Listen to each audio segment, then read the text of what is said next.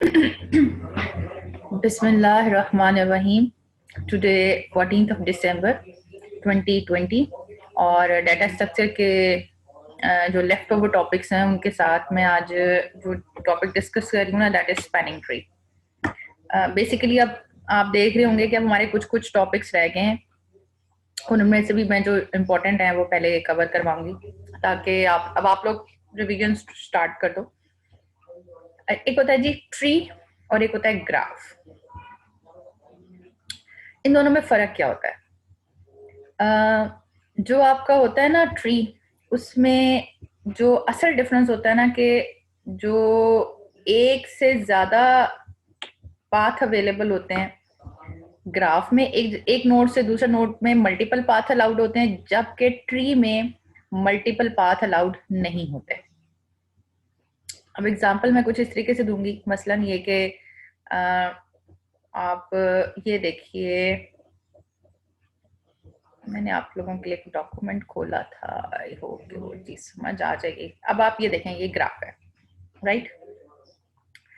अब आप देखें कि ए से सी तक पहुंचने का एक रास्ता ये भी है कि आप ए से सी डायरेक्टली पहुंच गए। दूसरा तरीका ये है कि आप ए से बी पहुंच जाओ और बी से सी पहुंच जाओ। तो ये ग्राफ है, ठीक है। और अब हमने इस जो हमारा टॉपिक है ना, वो है minimum spanning tree. Spanning tree का मतलब ये होता है कि आपने हर नोड को विजिट करना है, ठीक है। यानी ए भी विजिट हो जाए, बी भी विजिट हो जाए, ये ग्राफ ही दिया होगा आपको, लेकिन आपने इस ग्राफ में हर नोड को विजिट करना है। इस तरीके से विजिट करना है कि वो ग्राफ्स ना बने, ट्री ही रहे। यानी आप देखें कि अगर आप इस वाली पिक्चर में और इस वाली पिक्चर में अगर आप जो है ना डिफ्रेंसिएशन करें, तो कहीं पे भी लूप नहीं बन रहा। लूप का मतलब ये होता है कि आपके क्लोज पाथ नहीं बन रहा, सी से डी, डी से ई। अब हालांकि ये ग्राफ है, डी से ई भी आपकी सिलेक्शन हो सकती थी। अब इसी ग्राफ के ये दो पॉसिबल जो है ना एल्गोरिदम है जो कि सिलेक्टेड हो चुके हैं, लेकिन दोनों की कॉस्ट जो है वो 14 ही आई है। इसको आप प्रैक्टिस कीजिएगा। पहले मैं आपको समझाने की कोशिश कर रही हूँ कि ग्राफ और ट्री में फर्क क्या है। ग्राफ में एक नोड से दूसरे नोड तक जाने के मल्टीपल पाथ्स अवेलेबल होते हैं, जबकि ट्री में एक नोड से दूसरे नोड तक जाने का सिर्फ और सिर्फ एक यूनिक पाथ अवेलेबल होगा। पहले तो आप इस चीज को क्लियर कर लें। दूसरी चीज ये कि दो एल्गोरिदम्स हैं जो कि आपके इस्तेमाल होते हैं, प्रिम्स एल्गोरिदम और क्रस्कल एल्गोरिदम, जो कि स्पैनिंग ट्री के और मिनिमम स्पैनिंग ट्री होता है। मिनिमम का मतलब ये कि आपकी कॉस्ट भी जो है ना वो मिनिमम आएगी। एक होता है जी प्रिम्स एल्गोरिदम और एक होता है क्रस्कल एल्गोरिदम, राइट। ये मुझे ना नेट से बहुत अच्छी स्लाइड्स मिली थी, तो मैंने इनको रिकंस्ट्रक्ट नहीं किया। तो आई थॉट कि मैं आपके साथ जो है ना इनको पहले समझा दूं और फिर ये मैं आपके साथ मटीरियल भी शेयर कर लूंगी। ये रेफरेंस के तौर पे बाय कोई इंडियन है जी, गुराविक विविक कोलिकार, और उन्होंने ये बनाई है। मुश्किल सा नाम है, लेकिन बहरहाल इनकी स्लाइड्स बड़ी अच्छी मिली थी मुझे। अब आप ये देखो कि ये ग्राफ दिया गया है और इस ग्राफ में आपने वो एजेस को हाईलाइट करना है कि हम हर एज तक पहुंच भी जाएं और उसकी कॉस्ट भी मिनिमम हो। तो हम 1 से 3 जाएंगे तो 1 कॉस्ट है, 2 से 3 से 2 जाएंगे तो 5 कॉस्ट। आप देखें, ये है ट्री जो कि मेरे राइट हैंड के ऊपर है, और जो आपके लेफ्ट हैंड के ऊपर है ये ग्राफ है। तो हमने minimum spanning tree algorithm apply करना है। दो एल्गोरिदम है जी जो कि इस पर्पस के लिए यूज होते हैं। एक को कहते हैं जी प्रिम्स एल्गोरिदम और एक को कहते हैं जी क्रस्कल एल्गोरिदम। और दोनों एल्गोरिदम जो है ना वो सेम रिजल्ट्स देते हैं, और ये दोनों एल्गोरिदम जो होते हैं वो अनडायरेक्टेड ग्राफ पे अप्लाई होते हैं, और जो है ये वेटेड और अनवेटेड ग्राफ पे भी अप्लाई होते हैं। और ये दोनों ग्रीडी एल्गोरिदम है। ग्रीडी एल्गोरिदम का मतलब होता है कि ये जिस टाइम पे हम इसकी सिलेक्शन कर रहे होते हैं ना कि कौन सा जो है वो नोड सिलेक्ट करना है, उस वक्त वो आगे की नहीं सोचता, उस करंट सिचुएशन में वो बेस्ट ऑप्टिमल चॉइस लेता है कि जी ये हम आपको बताते हैं तो आपको समझ आएगी।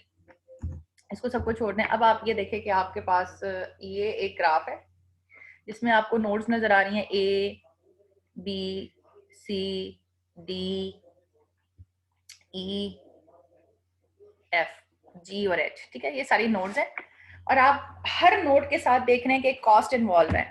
ए से एफ जाने की कॉस्ट जो है वो दैट इज 10, ए से एच जाने की कॉस्ट 5 है। ये अनडायरेक्टेड ग्राफ है और वेटेड ग्राफ है, ठीक है।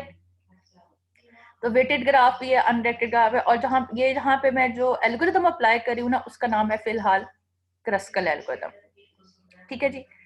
अच्छा, हम उसमें क्या करते हैं, एक टेबल बना लेते हैं। अब आप हर एक की कॉस्ट देखें, किसी की कॉस्ट है 1, किसी की कॉस्ट है 3, किसी की कॉस्ट है 2। मैं ना असेंडिंग ऑर्डर में ना इसकी कॉस्ट बना लेती हूँ। अब आप देखें 1 कॉस्ट किसकी थी, डी से ई जाने की, ठीक है। मैं इसको हाईलाइट भी कर देती हूँ कि आपकी जो कॉस्ट है ना, डी से ई जाने की कॉस्ट जो है वो क्या है।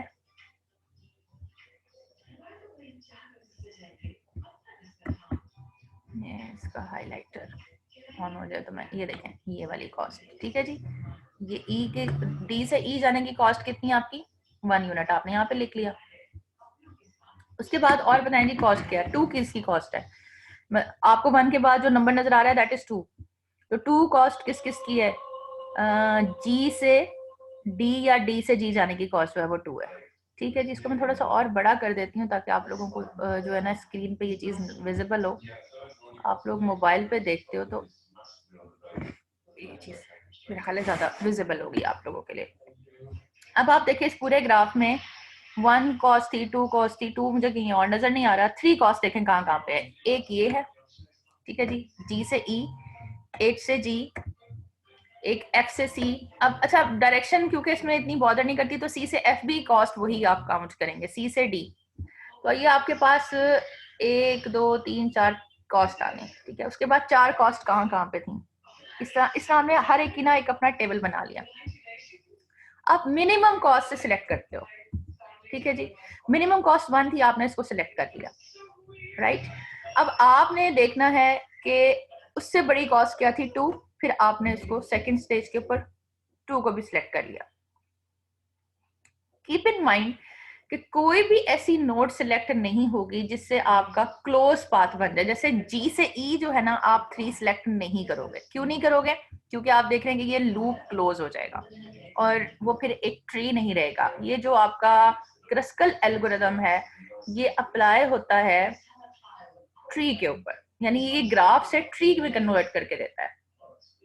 अब आपने यहाँ पे देखा जी 1 सिलेक्ट कर लिया, 2 सिलेक्ट कर दिया, आप टिक टिक करते गए। अब ई से जी आप सिलेक्ट नहीं करोगे बिकॉज आपके पास ये जो कॉस्ट है हमने इसको क्रॉस कर दिया, क्योंकि ये लूप बना रहा था। सी से डी सिलेक्ट हो सकता है, सी से डी सिलेक्ट करने में कोई मुजायका नहीं है बिकॉज ये कोई लूप कंस्ट्रक्ट नहीं कर रहा। तो आपने सी से डी भी सिलेक्ट कर लिया। क्या जी से एच सिलेक्ट हो सकता है, जी से एच सिलेक्ट हो सकता है, क्योंकि इसको भी सिलेक्ट करने से कोई क्लोज पाथ नहीं बन रहा, यानी क्लोज पाथ का मतलब है कि कोई साइकिल नहीं बन रहा। चलिए ठीक है जी, हमने इसको भी सिलेक्ट कर लिया। अब आप देखें सी से एफ सिलेक्ट हो सकता है, सी से एफ सिलेक्ट करने में भी कोई मुजायका नहीं बिकॉज इससे भी क्लोज पाथ आपका नहीं बनता। तो आपने सी से एफ भी सिलेक्ट कर लिया। बी से सी सिलेक्ट हो सकता है। अब अगर आप बी से सी देखो, अब आप कॉस्ट बढ़ रही थी, पहले आपने 1 की वो तमाम सिलेक्ट किए जिससे आपका क्लोज पाथ नहीं बनता। अब बी से सी भी सिलेक्ट किया जा सकता है बिकॉज इससे भी क्लोज पाथ आपका नहीं फॉर्म होता। उसके बाद आप आ जाए बी से ई। अब बी से ई अब आप देखें, बी से ई जब आप सिलेक्ट करेंगे तो ये क्लोज पाथ बन जाएगा, बी ई डी सी। तो आप इसको सिलेक्ट नहीं करेंगे, ठीक है जी, आपने इसे क्रॉस कर दिया। अब आप देखें बी से एफ 4 कॉस्ट है, जब आप इसको सिलेक्ट करोगे तो फिर ये दोबारा से एफ सी बी एक आपका क्लोज पाथ बन जाएगा, तो इसको भी आप सिलेक्ट नहीं करेंगे। फिर आप बी से एच पे आ जाएं। बी से एच जब आप सिलेक्ट करेंगे तो आई बिलीव कि ये भी क्लोज पाथ बन जाता है, यानी वो देखें ना ये B H G D C, तो आप इसको भी सिलेक्ट नहीं करेंगे। ए से एच देखें, ए से एच सिलेक्ट करने में आपका कोई क्लोज पाथ बनता है, इसमें कोई मुजायका नहीं है, आपने ए से एच सिलेक्ट कर लिया क्योंकि इससे कोई क्लोज पाथ नहीं बन रहा था। अब आप डी से एफ देखें, मैं ये टेबल मैंने पहले से बना लिया था असेंडिंग ऑर्डर में, पहले 1 2 3 के सारी नोट्स ले ली, फिर 4 को, और फिर मैं टिक टिक करती चली जा रही हूँ कि कौन सी जो कॉस्ट है वो मुझे क्लोज लूप नहीं दे रही है। और जब ये मैं सारे नोट सिलेक्ट कर लूंगी और कोई भी ऐसा पाथ नहीं रहेगा, वहां पे मेरा ये एल्गोरिथम जो है वो स्टॉप हो जाएगा। अब डी से एफ देखें, डी से एफ जाने के लिए आपका क्रॉस पाथ होता है, तो आपकी 6 कॉस्ट सिलेक्ट नहीं होगी। और बाकी सारे भी आपके पास यही है कि ए से बी भी सिलेक्ट नहीं होगा, ए सी एफ, क्योंकि सारे जो है वो क्लोज पाथ बना रहे हैं। तो अब यहाँ पे मेरा एल्गोरिथम जो है वो क्लोज हो जाता है। अब आप इसकी कॉस्ट कैलकुलेट करो। 3 + 3 6, 6 + 4 10, 10 + 2 12, 12 + 1 13, 13 + 3 16 और 16 + 5 25। तो ये आपके पास जो टोटल कॉस्ट आपके पास बनी दैट इज 25। इसको मैं हाईलाइट कर देती हूँ। तो ये आपका था क्रस्कल एल्गोरिथम। अब आपने इसकी मैं एक और प्रैक्टिस आप लोगों को करवाती हूँ, तो आप लोगों को ज़्यादा सही तरीके से समझ आ जाएगा। मैं क्रस्कल पे शिफ्ट करती हूँ। ठीक है जी, ग्राफ आपका इस तरीके से मैंने थोड़ा कॉम्प्लिकेटेड दिया है। मैंने इसमें ना सिर्फ और सिर्फ वेट यानी नाम नहीं दिया कि जी कौन सी नोड्स हैं कौन सी नहीं है। मैंने सिर्फ और सिर्फ इनको जो है ना पाथ दे दिए हैं।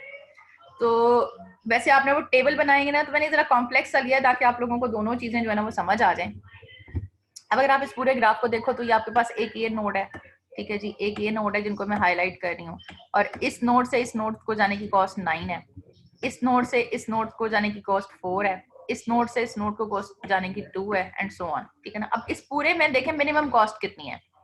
एक है आपकी ये वाली 2, इसको आप सिलेक्ट कर ले, और एक है 2 ये वाली, इसको आप सिलेक्ट कर ले, क्योंकि 2 जो थी वो मिनिमम कॉस्ट थी और इसमें जो है ना वो साइकिल जो है ना वो नहीं बन रहा था, तो आपने इसको सिलेक्ट कर लिया।